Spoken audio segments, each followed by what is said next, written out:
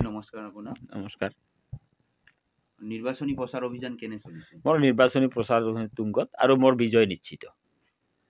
এই কাৰণে নিশ্চিত যে বঙাইগাঁও সমষ্টিবাসীয়ে আৰু জাতি আৰু ভেটিৰ ক্ষেত্ৰত আৰু জাতি আৰু ভেটি ৰক্ষাৰ ক্ষেত্ৰত এইবাৰ চকু মুজি মোক ভোটটো দিব। অমৃত কলহত তেওঁলোকে ভোট বোতাম টিপি মোক বিজয় নিশ্চিত কৰিব। কিহৰ কাৰণে ভোটটো দিব? এই যে জাতি আৰু ভেটি, আজি জাতিও গ'ল ভেটিও গ'ল। আজি বিটিআৰত যেতিয়া ভেটি এটা যাব তেতিয়া আৰু তেওঁলোকৰ তাতে লেণ্ড ৰাইট নাথাকিব, ৰাজনৈতিক অধিকাৰ নাথাকিব। গতিকে বিটিআৰত কোনেও যাব বিচৰা নাই।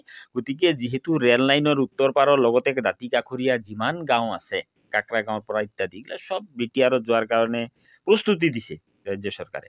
একমাত্ৰ মই সুপ্ৰিম কোৰ্ট কৰিছোঁ যে যেহেতু অনাবড়ো গাঁওবিলাক কৰ্তন কৰিব লাগে, সুপ্ৰিম কোৰ্টত কেছ ৰেজিষ্টাৰ হৈছে, গভৰ্ণমেণ্টলৈ নোটিছ প্ৰেৰণ কৰা হৈছে। গতিকে যাৰ কাৰণে তেওঁলোকে আজিৰ তাৰিখতো ঘোষণা কৰা নাই যে আমি অমুক অমুক গাঁও দিলোঁ। কিন্তু মই এইটোৱে জানো যে কোনেও নিজৰ ভেটি বিক্ৰী কৰি বিটিআৰত নাযায় আৰু ভোট নিদিয়ে। গতিকে ভোট নিশ্চিত মোৰ ফালে আহে।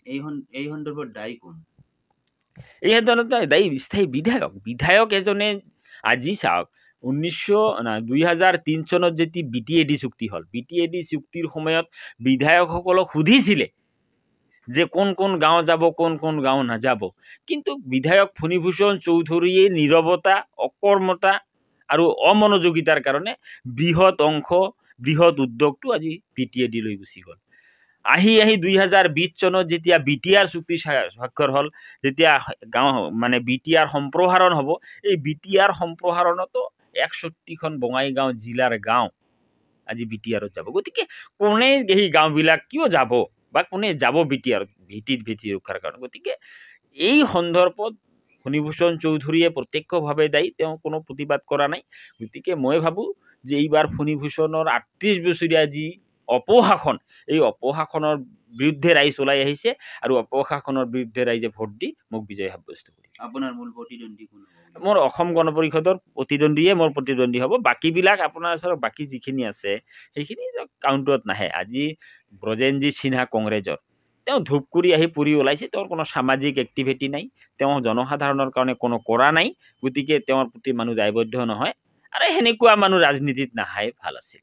অগপৰ মিত্ৰদল বিজেপিৰ মন্ত্ৰীয়ে ইয়াত বাহৰ পাতি নিৰ্বাচনী এতিয়া মুখ্যমন্ত্ৰীও আহিব বুলি শুনিছোঁ। মই ৱেলকাম জনাইছোঁ মুখ্যমন্ত্ৰীক।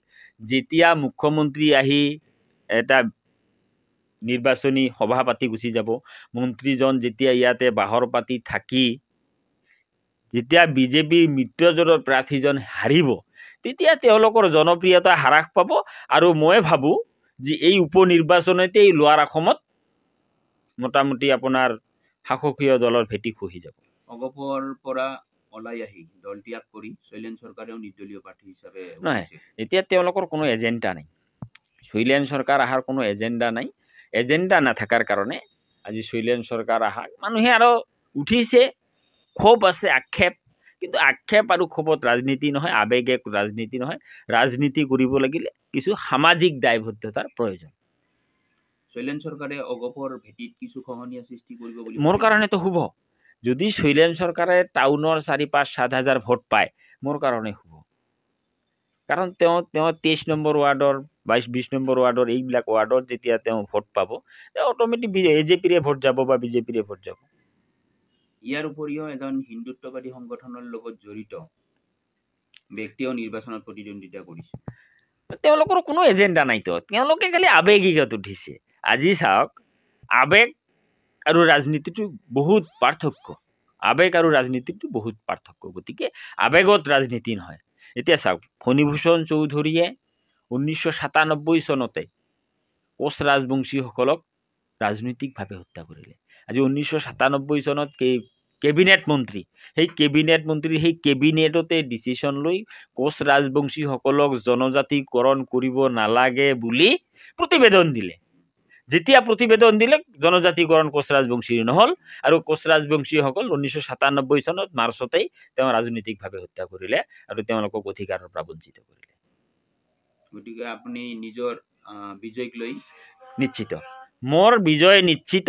আৰু মই আপোনাক কৈছোঁ 13 তাৰিখে ভোট, 23 তাৰিখে কাউণ্টিং, 23 তাৰিখে আপোনালোকে আবেলি গম পাব আৰু 24 তাৰিখে আমি বিজয় উৎসৱ পাতিম।